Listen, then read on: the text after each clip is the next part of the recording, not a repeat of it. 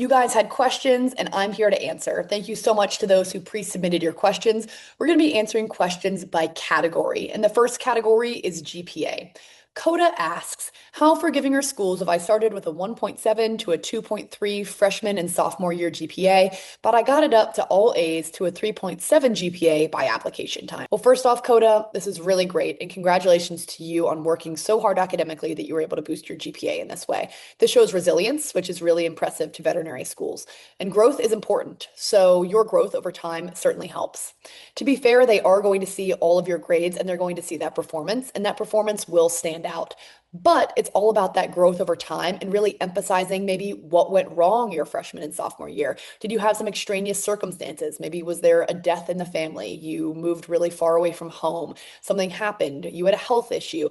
Any of those things you can write about in your explanation statement to provide more context into maybe why you performed so poorly your freshman and sophomore year. But that growth certainly helps. Also, they're very understanding of academic performance if you've really pivoted and you've not slipped up since. So, since it sounds like you've had all A's and you haven't had any B's or anything like that since then, or any C's, that will really stand out that something obviously did go on your freshman and sophomore year, but you've been able to pivot and do really, really well thus far. But it also depends, you need to think about what grade you received in your prerequisite courses. So depending on the veterinary school, you either need a C minus or a C minimum in all of your prerequisites in order to be eligible to apply. So if you have below a C or below a C minus or, had D's in some of your prerequisites, you have to make sure that you either retook those courses or you plan to retake those courses. Otherwise, you will not be eligible for admissions. So just make sure that you're looking up the eligibility criteria for the schools in which you're applying to. Also, I'm wondering, is your GPA a 3.7 overall now, or are you just receiving a 3.7 GPA every semester to help boost and offset that 1.5 and 2.3? I just want to make sure that your GPA is competitive enough to apply. So feel free to send me a DM for some more information. Next, Emily asked, what range of GPAs do I need for vet school? Does it really make a difference having more experience? So tacking off of Coda's question, some schools do have GPA requirements before you can apply. This requirement is often a 2.8 or a 3.0 for most veterinary schools. So if you have below a 2.8 or a 3.0, depending on the school, you might not even be eligible to apply. You need to make sure that you're eligible to apply. That's number one, first and foremost. And once again, this is just to be eligible to apply. This is not necessarily a competitive applicant admission statistic. A competitive applicant usually does have above a 3.5 GPA. Of course, there's students who get accepted with a 3.0 to a 3.5, but your chances of acceptance obviously increase with the higher GPA that you have. For example, in 2024, the average accepted student GPA at the University of Florida was a 3.5. At UGA, it was a 3.8. At Penn, it was a 3.7. Colorado State was a 3.4. Cornell was a 3.8. All of that kind of just gives you an idea of some of the competitive GPAs at different programs and the average accepted student GPA at different programs. It really varies, and every school is a little bit different. Also, more experience can certainly help you stand out, and it does show your commitment to the field. But at a certain point, probably once you've hit that threshold of like 500, 750, or 1,000 hours, it's more about quality over quantity. What are you getting out of these experiences? Are you having hands-on experiences or are you just shadowing? So, of course, more experience can certainly help, but it's also about the quality of the experiences that you have. Doing hands-on things in a clinic, like being a technician or being a vet assistant, definitely stands out more strongly than just shadowing in general. But of course, more experience hours generally looks more competitive to veterinary programs as it shows a continued understanding of what it takes to be within the field, the understanding of the roles of a veterinarian, the rigor of veterinary medicine, etc. Leaf asks, I am an undergrad as a pre-vet. College algebra has been the death of me. Last semester I withdrew, but if I don't pass again, does that look bad? Well, Leaf, it really depends. If you're doing very, very well academically, other than college algebra, they're going to know that this is just one course that you're kind of on the struggle bus with, and that this course is really posing a problem for you. But if you're getting C, C minus, B minus, C plus in all of your other classes, and you continually are having to withdraw from one class, your academics are not necessarily standing out in a very strong way aside from this class, and it's making them really form a pattern of your academic history rather than just one blip on your transcript. So you have to make sure that you're doing well outside of this one class that you're withdrawing from to kind of make your entire GPA and your entire transcript settle back down. But obviously, if you're consistently doing poorly or having to withdraw from classes, that becomes much more of a pattern than just one blip on your transcript. So just be aware of that. But if you're able to get through this class, you perform well, they're just going to kind of recognize, okay, he had to do one class over and retake a class, but he was able to be resilient and be able to get through this difficult coursework somehow. So yes and no, to if it looks bad, but it really just depends on your circumstances and what grades are surrounding your withdrawn grade and this repeat grade. Moving on to experience hours question. Coda asks, does it look good or bad to have all of my experiences come from one hospital, each, one exotics, one equine, one small animal veterinarian over a course of 2.5 years? To me, this does not look bad at all. Actually, this shows that you're responsible and that you're loyal and that you keep showing up to work every single day at one practice. You're not jumping around to a bunch of practices, for example. Of course, it is recommended by veterinary admissions committees and veterinary admissions officers to see different practices and to diversify your experiences. So it is good that you have work within different specialties, but just having one location per specialty does not hurt you at all. I think it personally might strengthen your application because they get to know you very well. You can ask these people for strong letters of recommendation, and they're really able to speak to you and your work ethic over time. This way, you have both a combination of diverse experiences, but you're also showing your loyalty to each location, and they've gotten to know you much more as an individual. So I think that it looks, good for your application to have that longevity at one site. Another question from Coda. Do they care that all of my small animal DVM work is shadowing?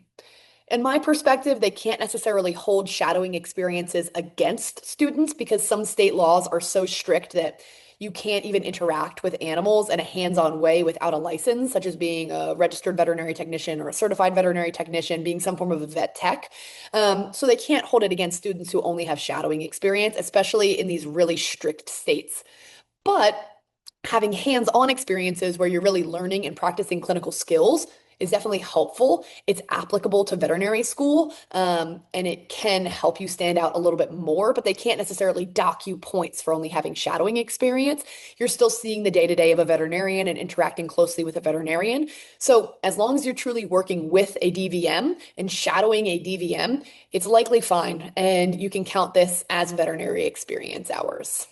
Once again, from Coda, what range of hours should I be going for? We have a few different individuals who have asked a question like this. So Coda, what range of hours should I be going for?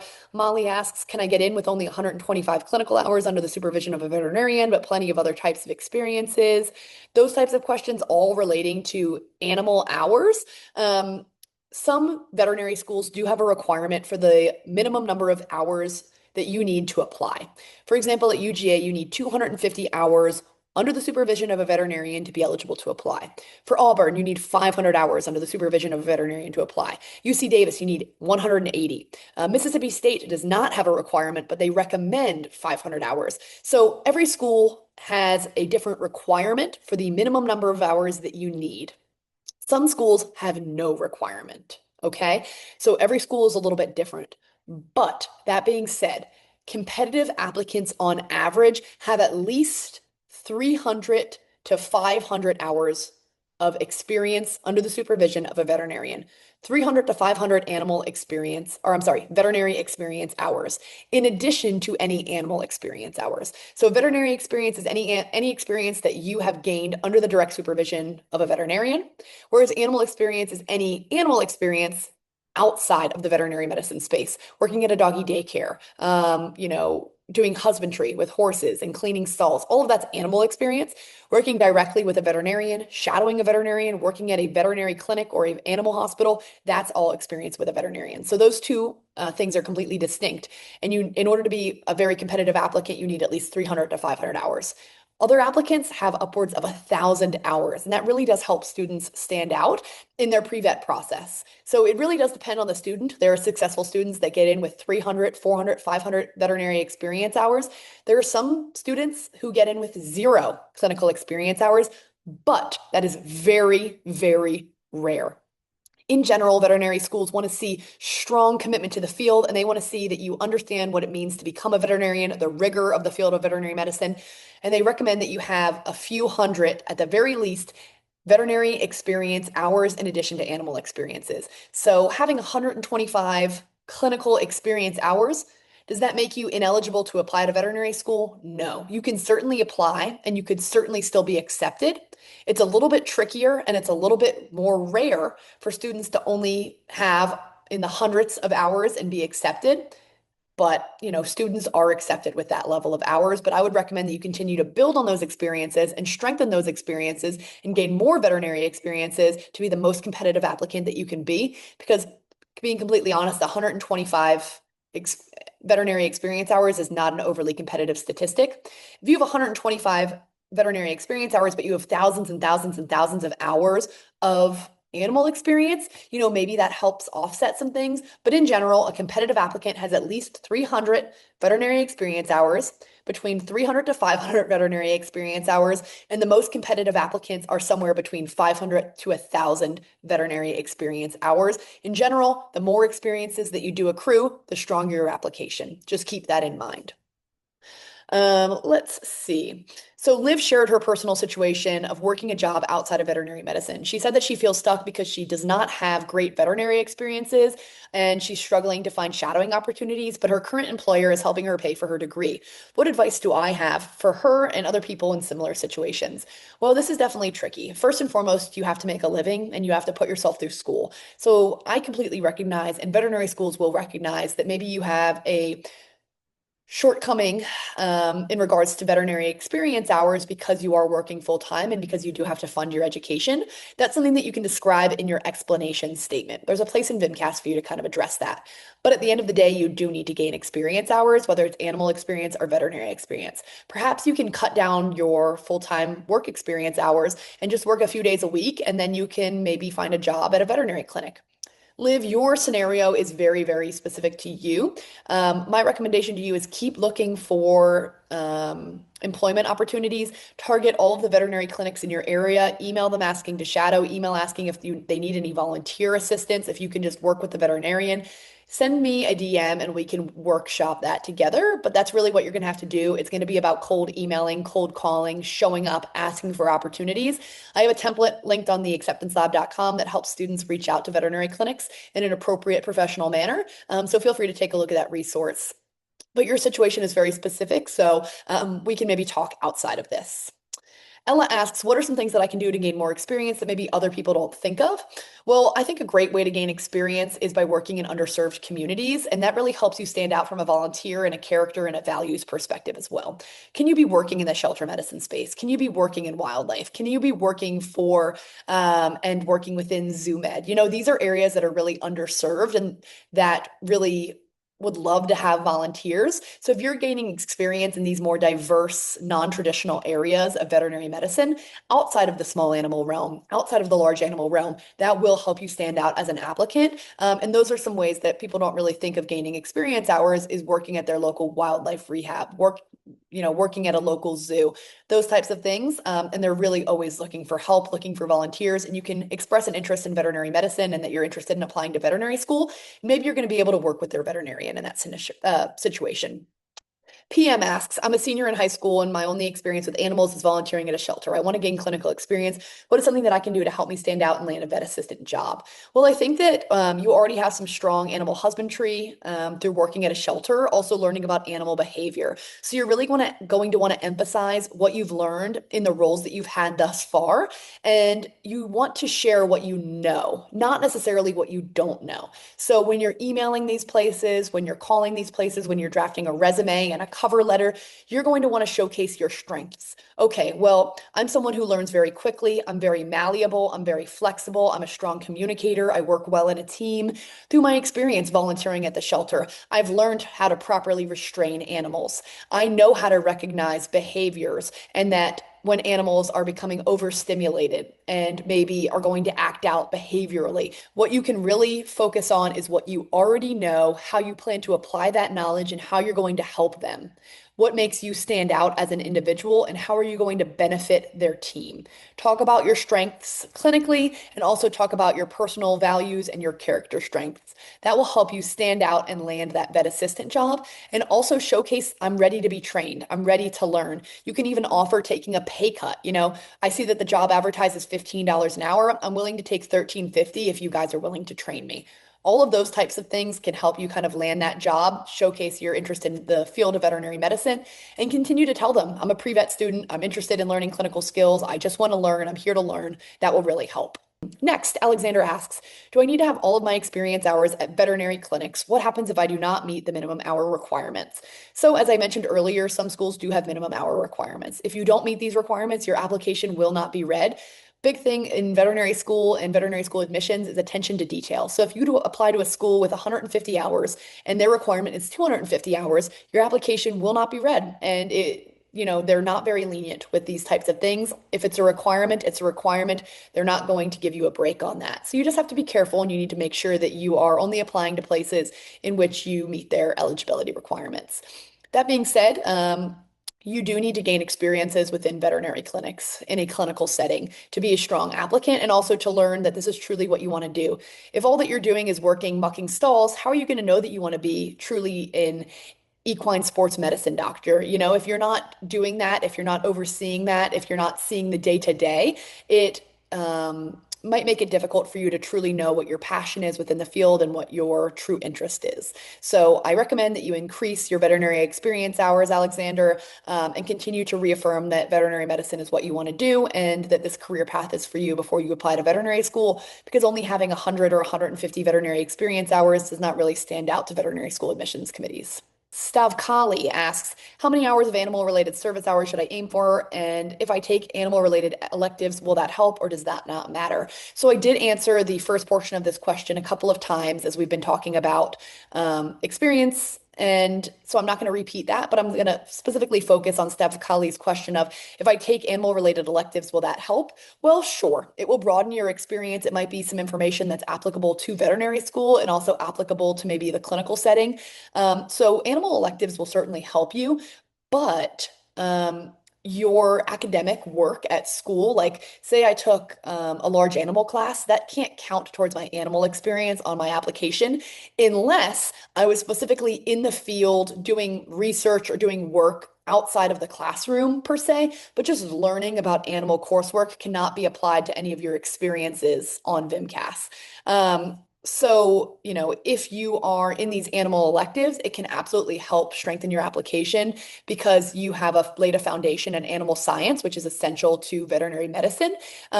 But it's really up to you. As I've mentioned earlier in some other questions, you can apply to veterinary school being truly any major. So it doesn't necessarily matter what specific elective coursework you're taking, as long as you're taking your prerequisites. But prioritizing animal science will show a continued commitment to the field and that you are eager to learn. Moving on, Sophia asks, is it true that state tests in high school are like every test in college? I'm not quite sure how to answer this because every state test is different, but basically the state tests are meant to be very rigorous, like the ACT, the PSAT, and the SAT as well. Those are rigorous tests, and they're not necessarily reflective of college level coursework and college level examinations. So I wouldn't say that necessarily state tests in high school are like every test in college. There's definitely some differences. Alexis Irving asks, I'd like to hear from non-traditional students on their path into veterinary school and what they think made them stand out compared to others who followed a by-the-book plan. So I'm not necessarily a non-traditional student per se, but I did take a non-traditional path into veterinary medicine. I was originally pre-med, and I'm someone who's very passionate about conservation and marine science. So I did a bunch of research during my junior and senior year of college, hundreds of hours on researching artificial coral reefs. I was in the field scuba diving. This experience, I think, helped me stand out tenfold because I was conducting my own research. I was not in someone else's lab. I was literally in the field collecting my data, analyzing my own data, sorting my own data. I was doing everything from point A all the way to point Z of submitting my research for publication and speaking at conferences. I think that that's something that helped me stand out, and that was outside of veterinary medicine and certainly non-traditional. I was in the human medicine space for multiple years before I pivoted into veterinary medicine, and I had thousands of hours working in dermatology, human sports medicine and orthopedics, vascular surgery, shadowing in all kinds of different spaces, even human medical research. So all of those experiences, I think, gave me a unique perspective of One Health, especially of the human-centric aspect of veterinary medicine, and it has given me a really unique perspective just of veterinary medicine in general. So those were some non-traditional things and part of my non-traditional path to veterinary school. I had to take 2 gap years in order to be eligible to apply after undergrad to pivot into the vet med space to finish prerequisites to gain veterinary experience hours. So I think that all of that really helped me stand out, and I highlighted all of the things that I've learned through each of those experiences. Lauren asks, I'm not a science-based major, I'm a business major, but I'm taking the prereqs for vet school separate from my major. Does my major matter? Also, I got a job assisting at a pet daycare, and I was wondering if I work there for a bit, will this be a good experience to get clinical hours after? First and foremost, you can be any major and matriculate to veterinary school as long as you take the necessary prerequisites and pass and do well in the necessary prerequisites.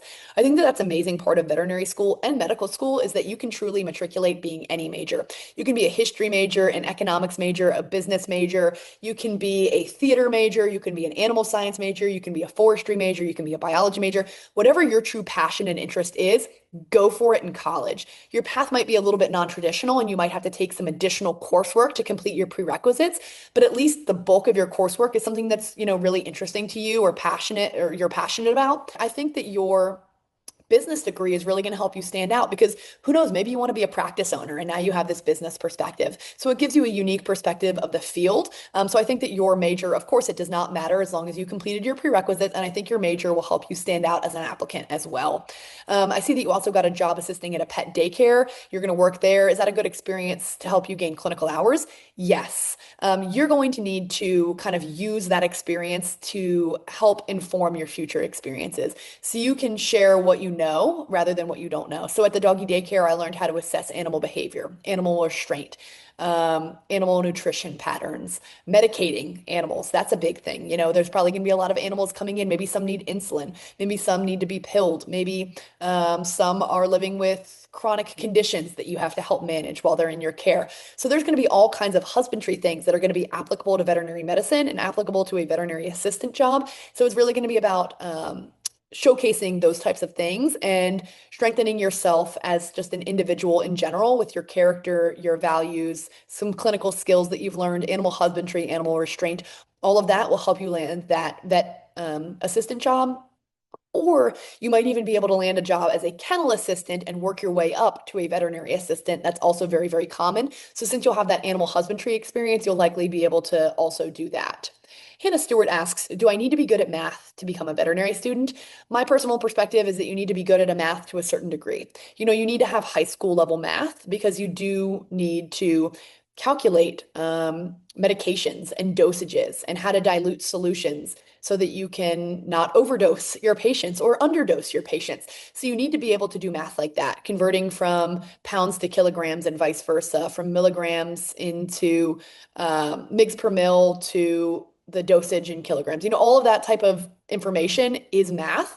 So if you're able to do all of that, then you're likely able to succeed in general. So you don't have to be great at trigonometry and all of the wacky types of math like calculus, but you do need to be able to do basic level high school math. Next, Cassandra asks, if I'm accepted for animal sciences degree, is that different from animal sciences pre-vet track? Well, this is likely a question actually for your registrar or for your academic advisor. Every school is a little bit different. So from what I'm seeing, the animal science degree is likely not exclusively a pre-vet track. You'll likely have to indicate that you want to be on some form of a pre-vet track. If that's what you want, through your major, but the animal sciences degree does set you up for success if you plan on applying to veterinary school. Sav asks, what is the interview process like? When should I apply? What were your stats when you got in? And what are some other things that aren't animal related that can help you get in? So the interview process really depends on the school. Every school is a little bit different. Some schools do MMIs, some do one-on-one interviews, some do in-person interviews, some do online interviews. The interview process can certainly be stressful, but at the end of the day, if you're getting an interview, they believe that you have some form of a strength and they want to get to know you a little bit more. So you just have to believe in yourself, go in there, prepare, and do your best. But it's a little hard to speak to the interview process when literally every single school has a different process for their interviews and how they conduct their interviews. When should you apply to veterinary school? Well, that also depends on your situation. Most students, if they do not want to take a gap year, apply September of their senior year. So when you're a senior in September, you would submit your application if you do not want to take a gap year and you want to go right into veterinary school after you graduate. If you want to take one gap year, then you will apply just after you've graduated. So if you want to take 1 year off between college and matriculating to veterinary school, you will apply September after you've just graduated. So it really just depends on, when you want to matriculate, if you want to take a gap year or not, that type of thing. What were my stats when I got in? Well, I was a lower GPA student, but I had a lot of phenomenal things outside of school that really helped me stand out. First and foremost, I graduated from Princeton University with about a 3.4 GPA. I was on the lower end of GPA, but I was a student athlete. I was also a small business owner throughout college. I had thousands of hours of human medical experience. And then I took a year off, went back to school to finish my pre-vet prerequisites when I decided that I wanted to go to veterinary school. So I boosted my GPA a little bit more above that 3.4 range. And then I started to work in the veterinary medicine space. I had a bunch of research experience, so I do have a video pinned with all of my stats. I would go ahead and take a look at that. What are some things that aren't animal related that can help you get in? Anything that showcases a passion or a longevity of some kind, if you're a musician or an artist or someone who has held a full-time job for multiple years, like all of those things that show loyalty and show responsibility can really help you stand out as an applicant. Those are all things that I recommend to students. But of course, everyone is a little bit different. But showcasing, maturity, responsibility, ability to manage things both in and outside of school, that all helps you as an applicant. Bruce asks, with all the addition of the new vet schools, how many more spots will be available next year than were available in 2025? This is a great question, Bruce, and it really depends on the AAVMC and the AAVMC and the AVMA granting letters of reasonable assurance to some of these veterinary schools. So we have the addition of Clemson, we have the addition of LMU Florida. They both ran application processes outside of VMCAS this year, so those seats technically did count for 2025. But there's a few new vet schools that are supposed to be opening for 2026, such as Maryland Eastern Shore, but these schools actually don't have a letter of reasonable assurance yet, so we aren't entirely sure if they're truly going to be open and if they're going to be having admissions cycle this year. So the goal is that hopefully there's going to be another 150 to 200 seats for this year's application process and this year's application cycle. But until these schools receive a letter of reasonable assurance from the AVMA, there's not necessarily going to be any more seats. But Clemson and LMU Florida did open this year, and they're going to be on VMCAS this year. So that adds another about 200 to 300 seats, which will be very, very helpful. I'm about to be a freshman in college. Is there anything that you regret that you didn't do / accomplish, or any tips? Start gaining experience early. Take courses that truly are of interest to you. Get your prerequisites done as early as you can. Get started, meet with your advisors, generate a plan. That's all some of the most important, my most important advice. For me, everything led me to this point, and I'm very happy with where I am. So I don't necessarily think that there's anything that I regret. There's maybe some things that I would change, but nothing that I necessarily regret because it's all gotten me to be here, a second year vet student. So very happy with where I am, but definitely plan early, do things that interest you, and gain some experience as soon as you can. Last but not least, another question: how do you deal with the debt of veterinary medicine, veterinary school, higher education, and becoming a homeowner? Well, I'm not personally a homeowner, so I can't necessarily speak to this. But in general, you have to recognize that a lot of people are accruing debt in order to pursue their passion of veterinary medicine. It's definitely difficult managing student loans, trying to not take out full amounts of student loans and just portions of student loans, paying back loans as you can or returning some of the money from loans. But you're going to be in debt likely when you graduate from veterinary school. You just have to trust that you're going to be making a very strong salary, that you're going to be able to pay off these loans over time, and that they're not going to be necessarily crippling. I have a couple of side hustles that help me make money throughout the year. help me pay for some of my meals and some of my travel and things like that. So there's definitely a means to do things outside of school. Some of my friends work part-time at veterinary hospitals, or they work at the veterinary teaching hospital here at UGA. So even though you are a full-time student, on the weekends and after school, there's sometimes opportunities for you to continue to work and help you pay for your education and fund your education. And actually, a bunch of my friends are homeowners here in Athens, Georgia, and it can be more economical to buy a home or buy an apartment than rent. Rent can be anywhere from $1,000 to $1,500 per bedroom in an apartment. So if you add that up for 12 months for 4 years, sometimes it's more beneficial to just bite the bullet, get a mortgage, buy a home, and then sell your home after the 4 years, and you have spent less money than you would have if you rented. So sometimes it's just about strategy. Thank you guys so much for submitting such great questions for me to answer. If you have any additional questions, feel free to send me a DM or comment below.